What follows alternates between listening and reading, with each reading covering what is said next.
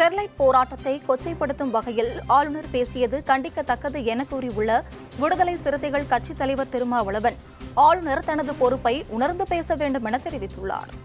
சென்னை வானூர்தி நிலையத்தில் செய்தியாளர்களை சந்தித்த திருமாவளவன், ஸ்டெர்லைட் ஆலைக்கு எதிரான மக்கள் போராட்டம் அரசியல் கட்சி தலையீடு இல்லாமல் மக்களே வெகுண்டெழுந்து தங்கள் உடல்நலன் பாதுகாப்பு ஆகியவற்றை முன்னிறுத்தி பல ஆண்டுகளாக தொடர்ந்து நடத்தி இறுதியாக ஒரு உச்சத்தை தொடும் அளவிற்கான போராட்டத்தை நடத்தியதாக குறிப்பிட்டார். இதில் அரச பயங்கரவாத ஒடுக்குமுறையால் 15 பேர் பலியாகும் நிலை ஏற்பட்டதாக கூறிய திருமாவளவன், இந்த போராட்டத்தை கொச்சைப்படுத்தும் வகையில் ஆளுநர் பேசியது கண்டிக்கத்தக்கது எனவும், இதில் அயல்நாட்டு சதிகள் இருப்பதாக, பணம் வந்ததாக அபாண்டமான வதந்திகளை பரப்புகிறார் எனவும் கூறினார். சட்டமன்றத்தில் நிறைவேற்றப்பட்ட சட்ட முன்வரைவுகள் நிலுவையில் வைத்திருக்கிறோம் என்றால் அது நிராகரிக்கப்பட்டது என பொருள் என கூறியிருக்கிறார். இது அதிகார மமதையில் பேசியிருக்கிறார் என தெரிவித்த திருமாவளவன், ஆளுநர் தனது பொறுப்பை உணர்ந்து பேச வேண்டும் என கூறியுள்ளார்.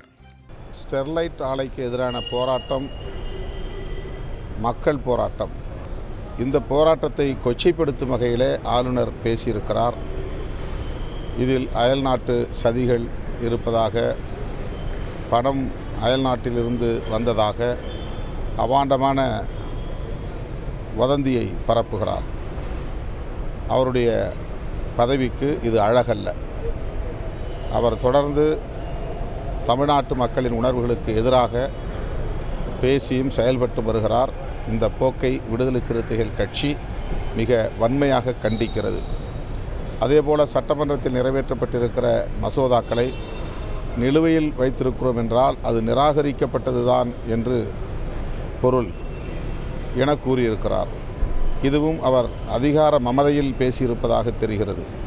ஒரு ஆளுநர் தன்னுடைய பொறுப்பை உணர்ந்து பேச வேண்டும். அதிகாரத்தில் இருக்கிறோம் என்கிற எண்ணத்தில் வாய்க்கு வந்ததை பேசக்கூடாது.